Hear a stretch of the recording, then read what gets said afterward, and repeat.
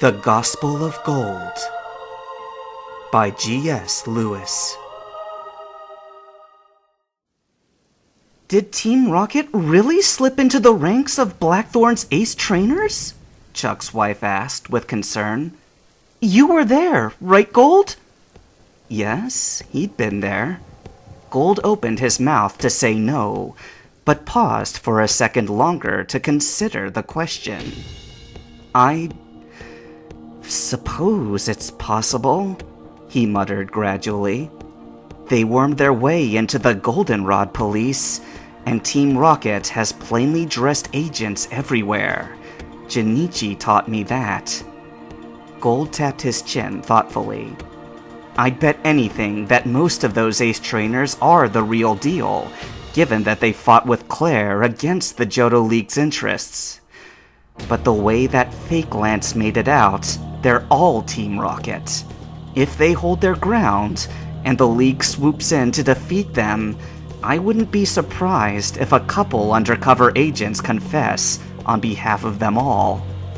Chuck gave a grim laugh. For all we know, that fake Lance, as you put it, is himself a rocket. His wife blinked in confusion. You're suggesting that the Johto Pokemon League would actually go so far as to put a Team Rocket member on the screen in front of everyone? They've done things that go a lot further than that, said Gold darkly. And if they're working together, who would better fit the role? Added Chuck. It would have to be someone who is a master of disguise, even for an undercover criminal organization. By demoting Claire and revealing himself, Lance has forced the League's hand, observed Gold. And in less than 24 hours, one way or another, Lance will be showing up in Blackthorn City to attack or defend it, depending on which Lance it is. It may even end up being both. That would be quite the spectacle, breathed Chuck's wife. How would he defend it? Asked Chuck with a raised eyebrow. From what you told us, Koga took his team. A Pokemon trainer can't do much without his Pokemon. I don't know. Gold shrugged. But Lance said his victory was already settled. Maybe he has a secondary team that the Dragon Tamer clan keeps in Blackthorn. Gym leaders have secondary teams, don't they? We do, said Chuck. Charlie, his wife said fearfully, this is sounding more and more like an imminent coup d'etat. If it comes to that, will Karen be expecting you to fight on her side with your best team against the champion? Chuck stared at the ceiling and seemed to ponder the thought a moment.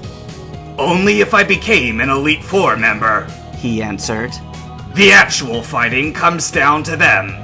Our business as gym leaders is more about public relations on the League's behalf.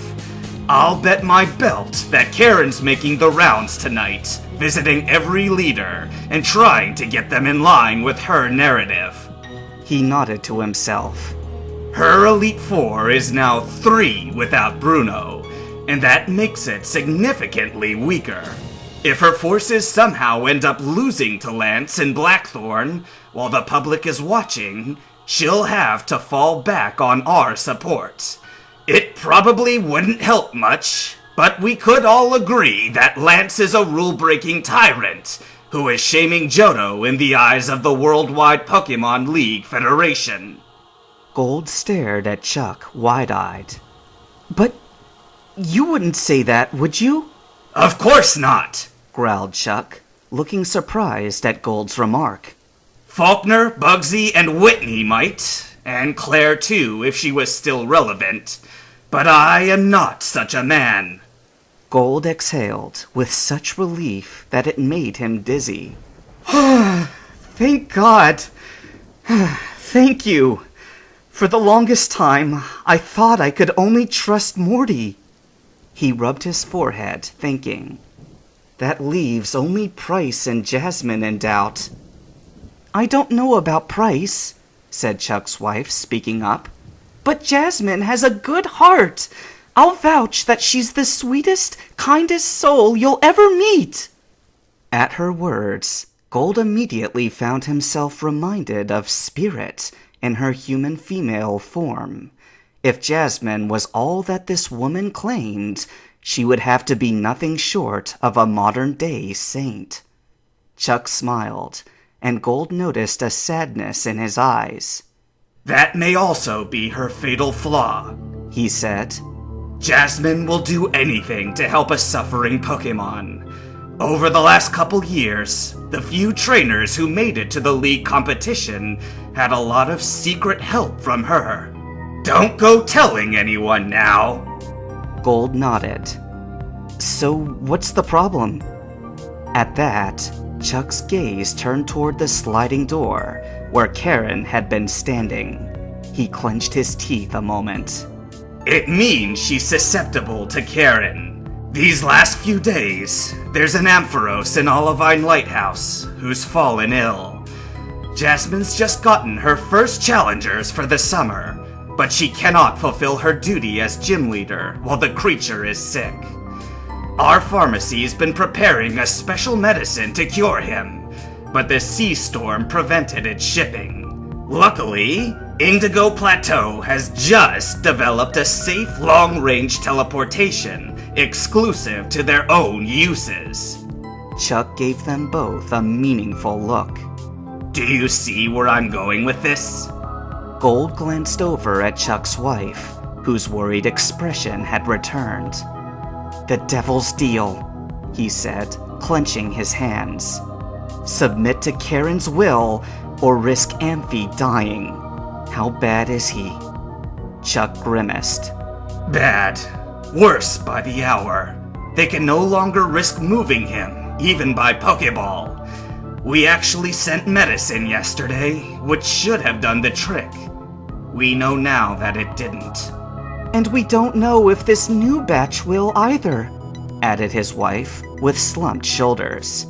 "But if it does, Jasmine will call and let us know first." "If she calls, it won't be for that," muttered Chuck cryptically. "Not at first. Mark my words, it will be the question of Bruno's whereabouts again." It was another impasse, and they all knew it in the long silence that followed Chuck's comment. Finally, spurred by a subtle sense of duty, Gold spoke. "I'll go to the lighthouse," he said resolutely. "Tomorrow, when the first ship is allowed to sail." Both Chuck and his wife regarded Gold with curiosity. He continued. "None of us believe that Karen cares if that Ampharos lives or dies. For as long as Jasmine doesn't call you, we can assume that he'll get no medicine, right?" Gold straightened his shoulders. "Let me go to him. You two saved my life tonight.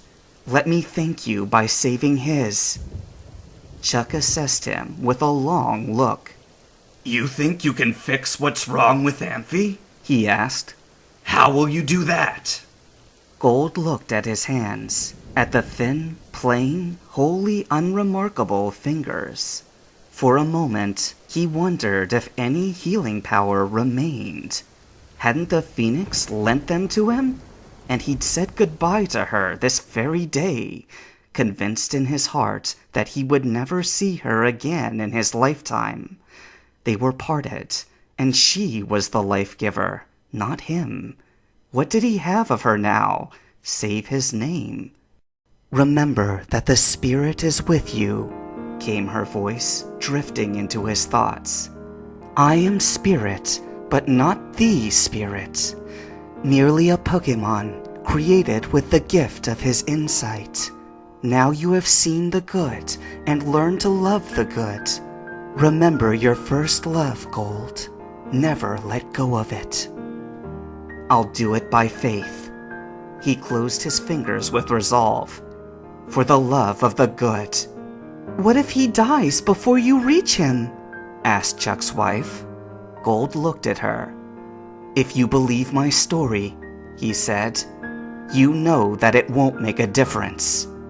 Again, both husband and wife goggled at him, as though they had not really seen him before this moment.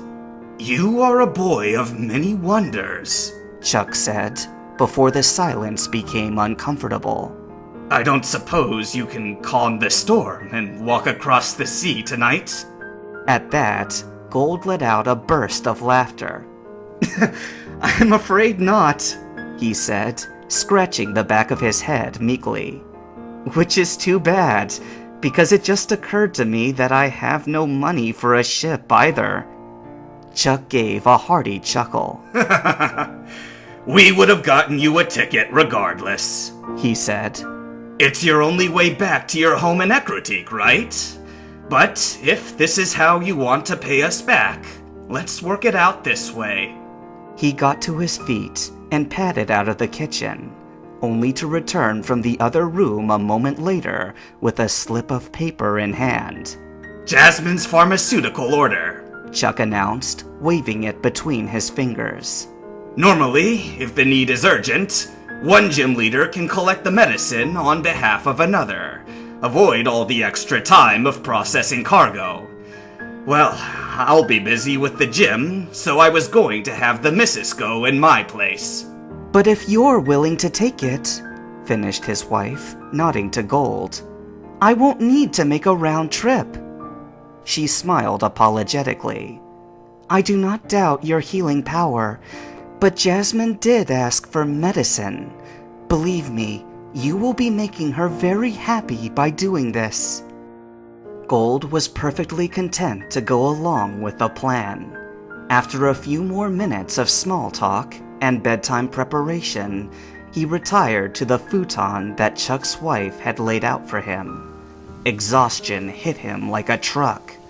A long train of questions had formed in his subconscious. What was his father doing now? Would Spirit have any rest from Silver in their fight? What would the Johto League do with Jinichi?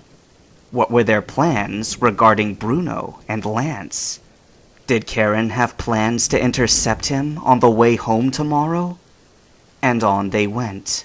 Mercifully, he did not have to ponder any of these perplexities, for sleep took him before they could keep him awake.